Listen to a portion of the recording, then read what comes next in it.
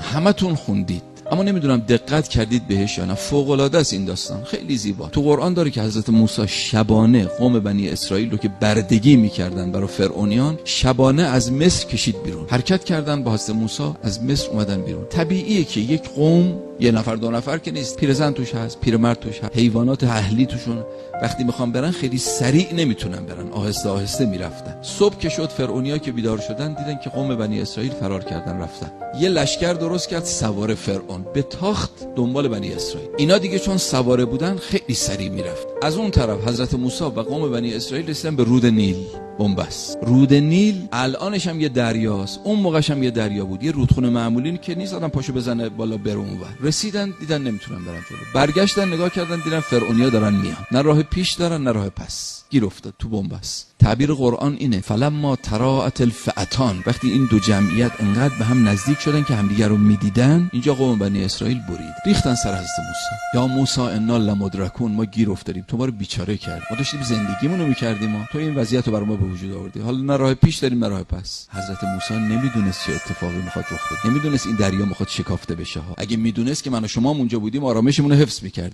اما حضرت موسی نمیدونست این، ولی میدونست که این ملک خدا داره، اینو باور داشت، خدا سوار کاره. لذا با آرامش برگشت به اونها گفت چه خبرتونه؟ ان معی سیهدین، ما خدا داریم هدایتمون میکنه. موسی چجوری هدایت میکنه؟ راه بسته است، دو طرف بسته است، چه میدونم.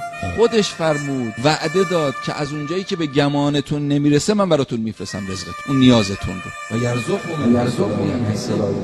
ما بندگیشو کردیم، خدا خداییشو بلده، نترسید. همونجا خدا متعال دستور داد موسی با این چوبت بزن به دریا. وقتی زد دریا شکافته شد. الله اکبر. امواج رو هم دیگه مثل دیوار وایسادن، همون امواجی که سبب هلاکت انسان ها میشه سبب نجات شد، یه دیوار شد. کف دریا پیدا شد، موسی برید. حضرت موسی و قومش رد شدن. خب علالقاعده به عقل ماها میرسیم، میفهمیم اینو که وقتی آدم از یه جایی رد شد برای که دشمن بهش نرسه باید پلای پشت سر خودشو خراب بکنه دیگه. علالقاعده حضرت موسی باید با این چوبش بیزد به دریا که این دریا باز به هم بیاد که اونا نتونن برسن، درسته؟ ولی میدونید خدا به حضرت موسی چی گفت؟ خدا فرمود وترک البحر رهوا، موسی بذار همینجوری شکافته باشه، بذار همینجوری باشه. برنگشت به خدا بگه خب خدا اگه همینجوری باشه که اونام بلدن بیان، همه آشامون کاسه باز با ما میرسه. خب تو چیکار داری وقتی خدا میگه اینجوری باشه؟ بگو چشم. با قوم بنی اسرائیل از این شکاف رفتن بیرون. آخرین نفر که از این شکاف بیرون رفتن، از اون طرف آخرین نفر از فرعونیا وارد این شکاف شده بود. همشون اومده بود. وقتی اومدن خدا دستور داد که این امواج به هم بریزه، تمامشون از بین رفتن.